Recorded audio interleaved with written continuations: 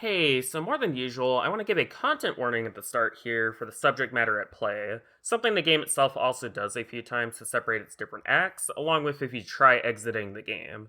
So, just to have it in audio as well, this review will have discussions and depictions of suicide, self harm, abuse, trauma, and bullying.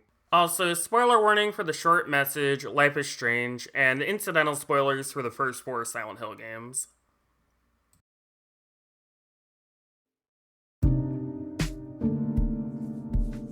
Silent Hill The Short Message is a surprise free game released January 31st, 2024 on PS5 about a girl named Anita who is called to an abandoned apartment complex nicknamed the Villa after the death of her friend Maya. The Short Message was primarily developed by an internal team at Konami with assistance from Hexadrive, and is the first major entry in the series since Silent Hill Downpour over a decade prior, and even had involvement with former Team Silent members Masahiro Ito and Akira Yamaoka for the creature design and music respectively. The existence of this game was known about due to leaks back in mid-2022, about 6 months before the transmission, and was part of a fairly lengthy trail of hints that the franchise would be coming back. The game changed quite a lot in development, with the final version ending up being primarily focused on three main characters, Anita, Maya, and Amelie.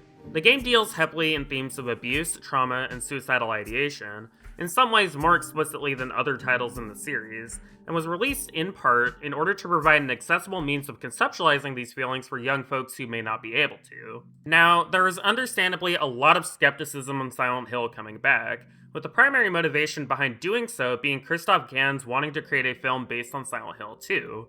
While I will have an exhaustive amount to say on Silent Hill 2 Remake, this first transmission I was pretty mixed on, although I still am looking forward to F and Townfall, and things only got worse once the first project of this lineup, Silent Hill Ascension, was released, which is allegedly an interactive web series in which people from across the world are affected by manifestations of their trauma.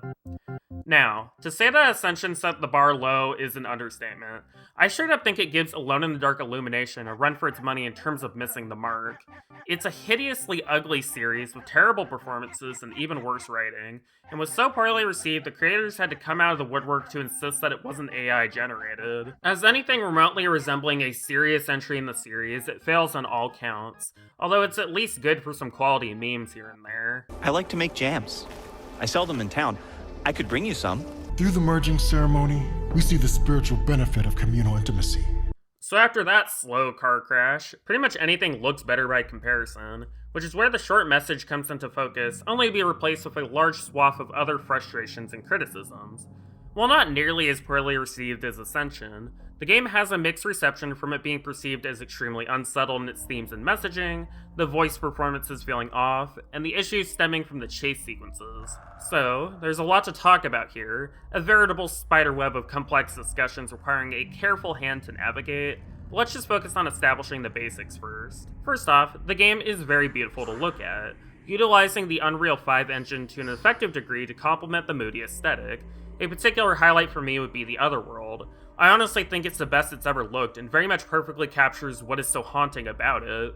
The design of Sakura Head in particular, a name I hate, so I'll be referring to it as Cherry Blossom from here on, is simultaneously one of the most morbid and beautiful designs I've ever seen for a monster. It is so interesting to look at, and for me honestly rivals Pyramid Head in how much I like it. Really creepy and well animated, great work. Also interesting is the game's usage of FMVs when showing Anita's friends. The way they interject into the proceedings calls to mind the way Silent Hill 1 and 2 used FMVs in order to punctuate some of its more important moments. It's really cool, and I wish more modern games did this, besides, Sam Barlow or whoever. Overall cinematography is fairly solid across the board in the cutscenes, although motion capture is somewhat lacking with Anita, which is understandable from the smaller scope of the project, I feel. Considering this team is primarily comprised of newcomers to the series, they do acceptable work, and I would like to see them do something for a fuller experience.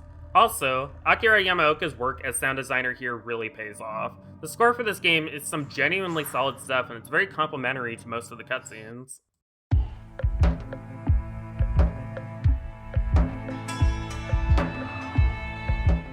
Also, since I see this mentioned a lot, no, there isn't a Japanese audio track. Even Japanese players receive the exact same dub, so the dissonant effect that you feel seeing someone speak is very much intentional, particularly factoring in the added synthetic filter to the lines here. This whole digital glitching vibe is an important thematic element to the story, which is framing the ways in which Anita experiences unreality through a digital lens, rather than the decay and mold with James or the blood and rust Heather and by extension Alessa experience. It's often been said that individual people who go to Silent Hill and experience its horrors view it in different ways, and I'm glad to see this relaunch of the franchise embracing that element, since I think it's a really cool idea. As I alluded to, the game takes place in the Villa, which is a cyclical location that is amalgamated from a lot of the experiences of other people in the town along with Anita's personal traumas, very similar to other places in the previous games. The game is split into 3 different acts, each ending with a particular revelation about why Anita is here and why she feels so many layers of guilt. The first act ends with the revelation that Maya died 6 months ago, the second with the implication that Anita contributing to the bullying may have pushed her over the edge, and finally, Anita discovers that Maya loved her just as much as Amelie, which deepens her guilt, accepting help from Amelie and stopping herself from ending her life. Threading these events together are various conversations and flashbacks, showing Anita's dynamic with her friends and the abuse she suffered due to her mother in the school she attends. There's no beauty in any of this.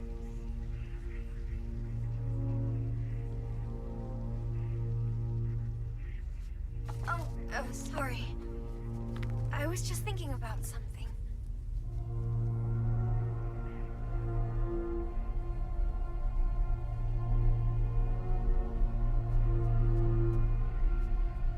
I borrowed that book you wanted. I finished it, so it's all yours.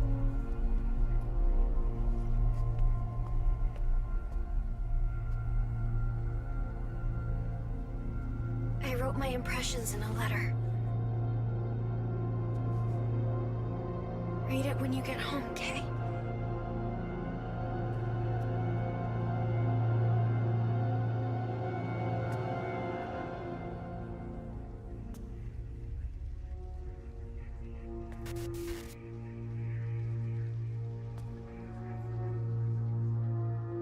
A cycle of abuse proliferates everywhere, with even explicitly dying thanks to Cherry Blossom just resetting the loop until the ending. On the whole, I feel like this story is paced fairly well, although that's not to say that I don't have criticism, since I do actually have a lot. While the line reads are intentionally surreal, some of them come off as unintentionally funny due to the voice filter, and the gameplay mechanics, while serviceable, feel a little undercooked. In particular, the chase sequences, which border on being inaccessible to people who have sensory disorders or ADHD, which is kind of a major problem when the game's intention is to be accessible to folks who are struggling. It has similar flaws to Shattered Memories in that sense, where I think the overall story is solid, but some of the gameplay mechanics are extremely frustrating. That said, the game is so short that none of these elements in particular overstay their welcome, but of course that leads into contending with a litany of messy, complicated bits, starting with the clear Lisa in the room. The game has a lot of similarities to PT. Both it and PT are a standalone concept spun off from a larger project that was released for free and focuses on a character being confronted with their trauma and sins in a looping environment. While the short message, of course, has a lot more to it than that, with its usage of mixed media and how it actually presents its story, the influence is apparent, and it was something I expected the series to do moving forward since PT was such an influential game, and it'd honestly be strange if they didn't reference it in some fashion. Of course, it's very frustrating to be reminded of PT when the company who owns the game have actively made it unplayable to most people, which not only meant blocking new downloads, but also preventing the game from working on the PS5, trapping a masterpiece in a cage of digital rot that is only being circumvented by dedicated fan efforts to keep the project alive. I am also one of the people who's extremely critical of Konami for doing this, and I firmly maintain this is something that I would only find forgivable if Konami at least made the game accessible again. Although of course I am unaware of any legal details between Konami and Kojima that would be preventing this. However, I am not extending this critique to the actual developers who more than likely have no say or involvement in this process. I feel it would be hypocritical to criticize these new devs taking influence from PT, and not, for instance, the hundreds of games that were also directly inspired by PT. A fairly exhaustive list that would include some of the new Resident Evil titles and many of the works by Bloober Team, not to mention just first-person survival horror in general. I don't see the incorporation of elements from PT as corporate cynical plagiarism or attempts to rile up fans. I actually see it more in line with fan efforts to continually discuss PT, keep its ideas alive. something that I have actually been seeing quite a lot of these modern Silent Hill projects. Christoph Gans brought up how he was influenced by PT when working on his latest movie, and Silent Hill 2 Remake by Bloober Team adds in an extended sequence that, no spoilers, is very much influenced by it as well. That said, if you want to dive deeper into comparisons, then the thing that is extremely interesting to note is how both PT and the short message utilize elements from the first 4 Silent Hill games in an attempt to synthesize something new. For PT, this was most obvious with its usage of the first-person perspective, which Silent Hill 4 The Room used in its titular room in order to convey feelings of isolation and agoraphobia, but it also extends to the other games. The subversion of traditional haunting tropes with Lisa being the ultimate victim was present in Silent Hill 1, with how Alessa's otherworldly powers are contextualized by being born from extreme abuse from the cult of Silent Hill. The continual downward spiral loop into hell being reminiscent of Toluca Prison from Silent Hill 2, and the plot element of miscarriages and the ways in which women feel when being objectified, very much calling to mind things that Heather had to deal with in Silent Hill 3. This is what I meant when I said that PT was the Resident Evil 4 moment for the series that was not taken. Its usage of traditional elements in a completely new visual presentation and gameplay style is new and exciting, while maintaining the core spirit of what the originals were going for. And it's something that I argue the short message is also doing. Not just from having Masahiro Ito and Akira Yamaoka being involved to lend the game similar aesthetics, but also in its ultimate approach. First, let's note how Maya's family history mirrors Alessa. Maya's grandmother was tied to economic prosperity before ending in tragedy in 1947, with a fire and her jumping from a roof. Since then, Maya's family is continually blamed for this supposed curse, with the game drawing a link to real-life hatred that Asian folks experienced in the wake of the COVID-19 pandemic, which caused a dramatic increase in hate crimes due to individual people being misblamed. What this ultimately means is that, like Alessa, Maya is bearing the brunt of her town's sins, only in a different form. She is routinely mocked for being cursed and weird, and yet her artwork is received extremely positively, especially after her death. She is devalued alive and valorized dead, with only a few people having the full perspective. Maya's obsession with death was not an interest she has naturally developed. It is informed by the trauma of her family's history, and reinforced by the added trauma given to her by people looking to harm her. The warning signs were there the entire time, as Maya put it upon herself to express women's issues in her art, but her fixation on death was ultimately a deadly coping mechanism that normalized to her the idea that dying is beautiful, reinforced by how the town she's in normalized teenage suicide with an entire abandoned complex being used just for that.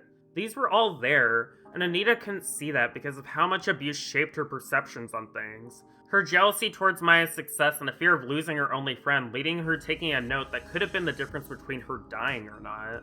Now, what's important to note here is that the lens in which the villa is exploring this is extremely exaggerated in order to dig into the root of all of her actions in order to ultimately destroy her. And I say the intention is to destroy her because it's often read that Silent Hill is almost like a therapeutic type of exploration of trauma, where the town is forcing a character to come to an ultimate conclusion, which I actually disagree with.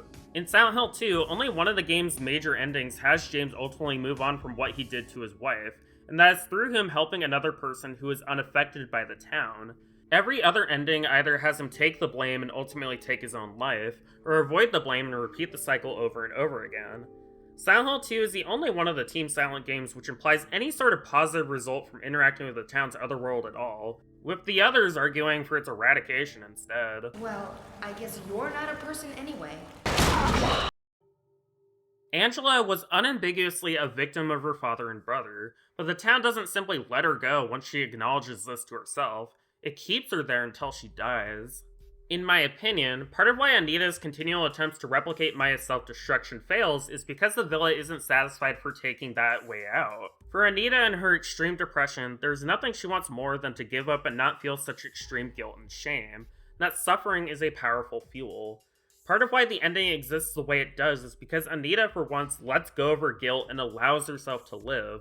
She makes an active choice to break her cycle, and that by extension breaks the hold the manifestations had over her, which is reinforced with how the final chase is her reconstructing parts of her lost identity.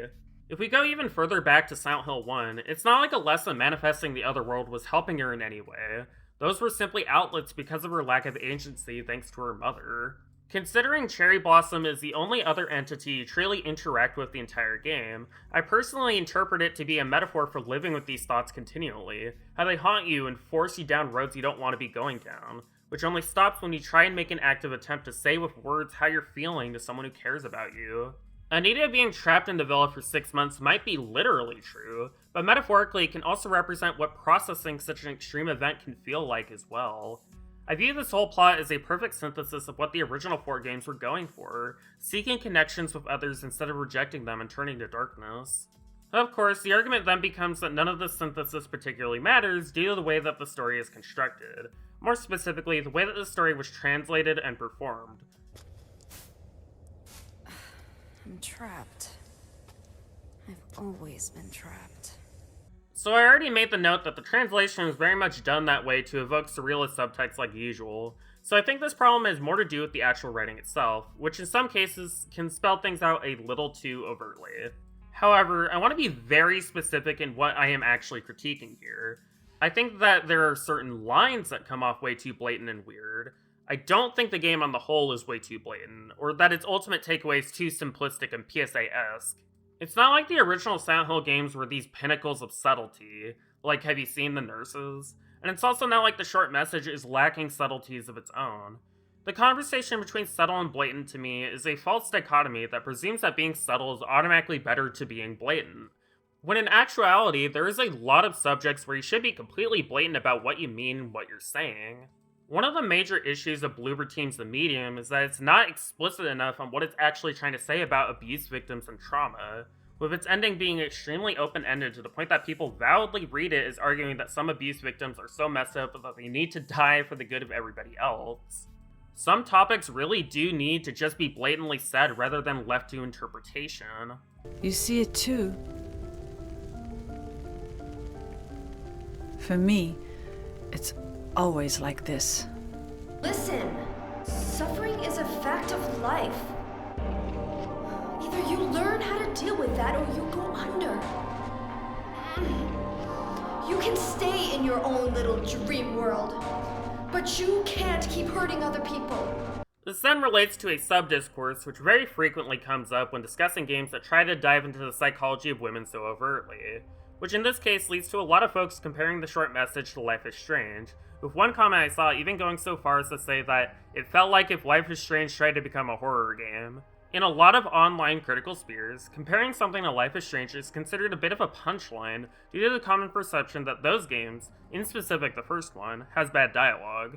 Which interests me in a few ways, since not only is this comparing the short message to another game that is about a decade old by this point, but also because I actually do think there are meaningful comparisons to be made intertextually once you go beyond the surface. Both games heavily critique the main character over the root of their insecurities, with Max, for instance, often being uncertain about life choices to a point that she feels she is responsible for the consequences of every single thing that she does or fails to do, with everything being entirely her fault, regardless of how complicated a situation actually is. I do care.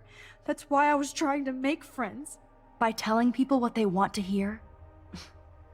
You were just looking for a shortcut because you can't make friends on your own. That's not true. I have great friends, and I've used my powers for good. Please, stop playing innocent. You're a goddamn hypocrite. You've left a trail of death and suffering behind you. That was not my fault, you son of a bitch. The reason both games are framing Anita and Max in such similar ways is because they are both critiquing systemic issues which contribute to individual victims of systemic abuse towards blaming themselves for any wrongdoing that they do.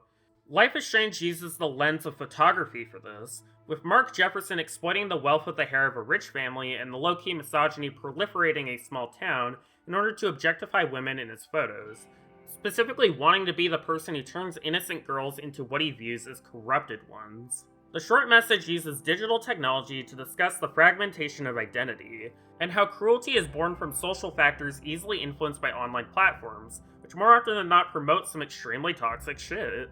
Like yeah, a lot of the insults Anita gets are very childish, but the point is the constant deluge of these and how that is all Anita is seeing, reifying the self-perception her abusive mother gave to her. Despite Max having time powers, she is not at fault for everything that happens, and her taking everything upon herself is extremely harmful. Chloe, I can't keep fixing everything if all I'm gonna do is just break it over and over again. I know how this is gonna turn out, and I'm afraid I'm fucking up all these alternate realities.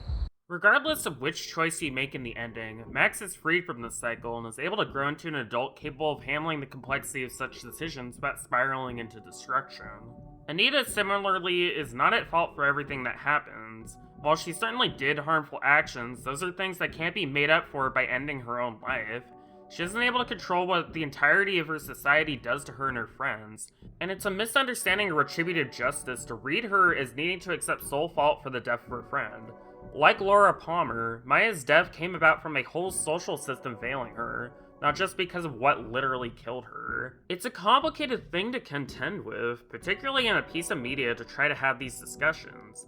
And a lot of my frustration here has to do with the fact that there's so little media in the mainstream that is seriously attempting to discuss the intricacies of abuse, trauma, and depression, and thus has to bear the brunt of quite a lot of frustrations that people have in regards to this lack of diverse representation. While this is significantly better when you look at the indie sphere, which is frequently written by marginalized folks who are able to talk about their experiences, that type of media is by its nature very niche, which can mean that people who need to see these stories are unable to. Not to mention that sometimes seeing someone else's super real expression of trauma, either real or fictionalized, can really set you off on a bad day in a way that the author never intended. This stuff is hard to talk about, and it's even harder to make art about, and there's always a risk that even the best intentions can lead to art that is horrible to victims. There's no guidebook for this sort of thing because of how personal it is, but that doesn't mean I think you shouldn't try, even if what you create ends up being flawed in a lot of ways. I think it's more important to even attempt to express in words how you're feeling, rather than keeping it bottled up until it rots you from the inside.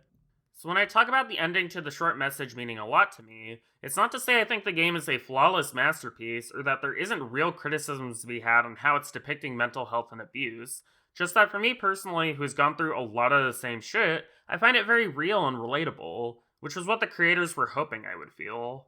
I said before you have to live, and that means you have to live with a lot of fucked up shit because the only you is you. And if you're gone, there'll be nothing like you ever again in the entire universe, and that thought is fucking sad.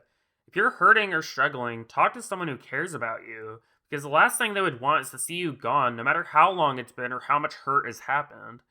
There's so much pain in the world, and I wish I could stop it with my own hands, but all I can do is hold on to the things close to me. If you can, try to express your pain in healthy ways through words or creation, and understand the pain others are feeling. Make beautiful art, go outside and feel the sun while it still exists. Every moment you are alive is an opportunity to experience it.